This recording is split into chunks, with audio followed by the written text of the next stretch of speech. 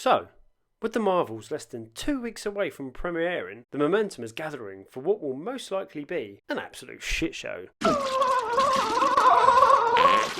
are already reports that they've been adding some end credit scenes showing the X-Men to try and hype up this flaming turd to try and make some money back on it. Go fuck yourself.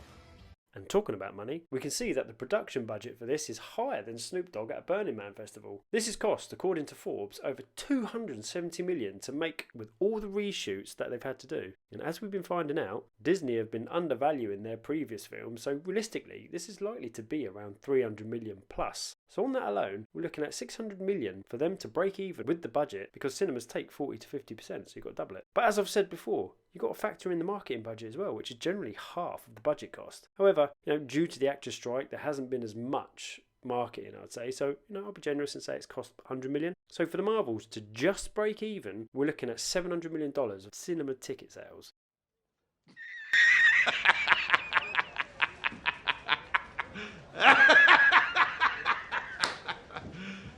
You serious? That's a fucking big number to make on a film which is projecting less than $50 million on its opening weekend. Do we think it will make $1 billion like Captain Marvel did?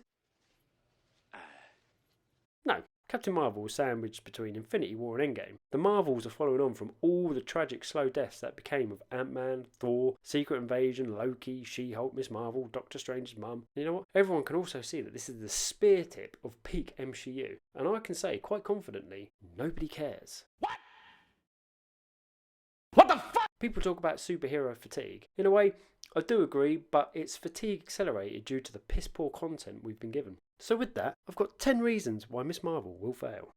Number 1, you would have needed to watch WandaVision, Miss Marvel, Secret Invasion, and possibly Loki to fully know what's going on in this. And all of those are only viewable behind a paywall, which you have to pay Disney. Fuck off. And you know what?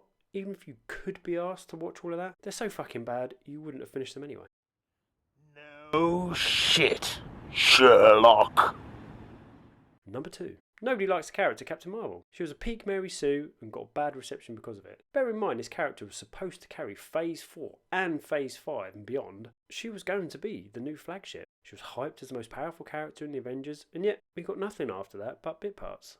Number 3. Nobody cares for the characters. There is no draw from any of these characters. Only, I don't know, was it like 270,000 households watched Miss Marvel, so nobody cares. Monica Rambeau was only in WandaVision briefly, and to be honest, it wasn't the most charismatic performance by her. And well, as I said, poor old Brie isn't exactly Little Miss Popular. Oh, and for those of you that don't know, in Secret Invasion, we find out Nick Fury is a cuck, married to a Skrull.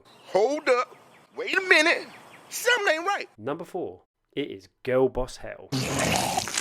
This has 3 good girl bosses against 1 bad girl boss. We have had this girl boss trope rammed down our throats so often these days now that it is becoming so tired and only serves to cause major eye rolls from everyone who watches it. Ha! Gay! Number 5. The CGI looks like ass. This is a rush film and they want it out the door sooner rather than later. You know what? It shows in the trailers. Number 6. The runtime for this movie is the shortest in Marvel's 32 film history. For films that have become bloated over time, to then suddenly be cut down to just 1 hour and 45 minutes tells me a lot of this has been left on the cutting room floor to save face. Not a great plan. Number 7. The director, Nia DaCosta, is mid at best. A virtual nobody whose only real claim to any other directing is the 2020 Candyman horror and the Crossing the Line film in 2018. Not exactly an experienced director. However, she does seem to fit Marvel's narrative. Eric, it's okay. It's okay. Mom, I had a dream that I was replaced by a diverse woman. Will you check under the bed and make sure there's no Disney executives under there? Number 8. The majority of Marvel and comic book fans are male. Whether you like that fact or not, and men aren't interested in watching 1 hour and 45 minutes of catfights and women being unfunny on screen. Maybe throw them in bikinis, oil them up and get them wrestling, and you might have a chance of recouping your money. But if you're not going to do that, you ain't getting fuck all out of us. Fuck off. Number 9. Superhero fatigue. I talked about it earlier. Marvel and DC have accelerated the superhero fatigue with their dogshit writing and cheap looking productions with non-existent stories. It's left people not wanting to waste their time being disappointed again. Since Infinity War, We've only had a few wins for superhero films. Spider-Man, who was Sony's, Guardians 3, which was a holdover from James Gunn's, and then the Batman and Joker from DC. Some will state Snyder's Justice League, but fuck me, that was long. Jesus, Mary and Joseph and the wee donkey, can we just move this thing along before it drives us all round the bloody bend? Number 10. People are feeling a pinch in their pockets, and they don't want to waste $20+ getting a ticket and some food to sit down and watch a fucking car crash. We have Twitter with the 1,000 Ways to Die account for that. Until we start getting a good run of films, the cinema industry is going to suffer hard. Even more so that the actor strike is still rumbling on, leaving a very lean, hell fuck me, anorexic looking 2024 for movies.